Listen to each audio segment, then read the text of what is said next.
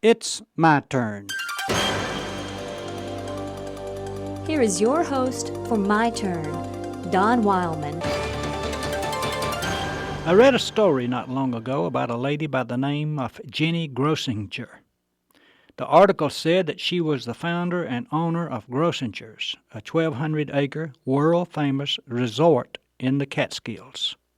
The article told of a special problem she had in the 1940s, when the big-name entertainment she hired was beginning to draw a large non-Jewish trade. The resort had never presented entertainment on Friday night, the eve of the Jewish Sabbath.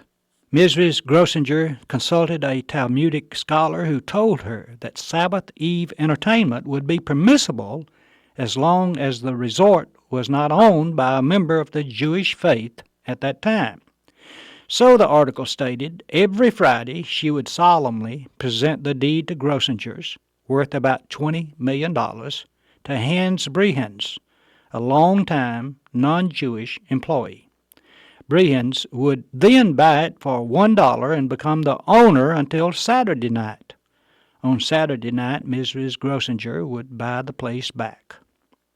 You know, reading that story reminded me of Herod the Great, the ruler in Palestine at the time of the birth of Christ. Herod was not a Jew, but for political convenience he had adopted the Jewish religion. He was trying to win the favor of the Jews he ruled. Now Herod was a stickler for Jewish law. He consistently refused to eat any pork because it was against the Jewish law. But Herod had no qualms about killing his wife, his brother-in-law, and 3 of his sons. His actions led his Caesar Augustus, to comment that he would rather be Herod's pig than Herod's son. You know, it's sad when one's religion becomes so legalistic that it misses the spirit.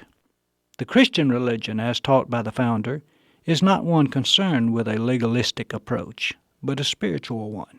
He even told a parable one day, the last half of which we've conveniently forgotten. You recall the part of the parable dealing with the prodigal son. I know you do that. But do you remember the last part of the parable, the part concerning the elder son?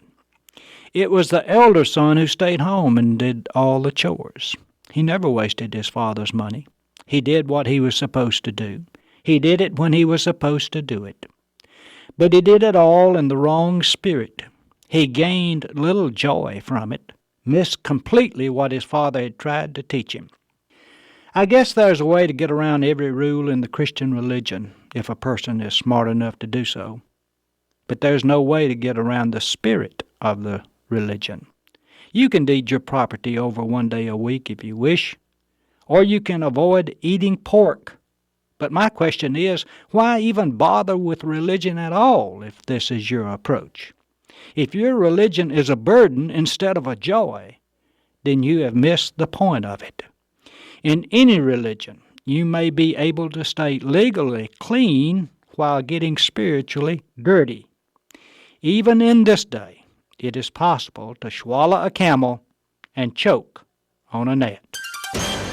This has been My Turn with Don Wildmon, a production of the American Family Association.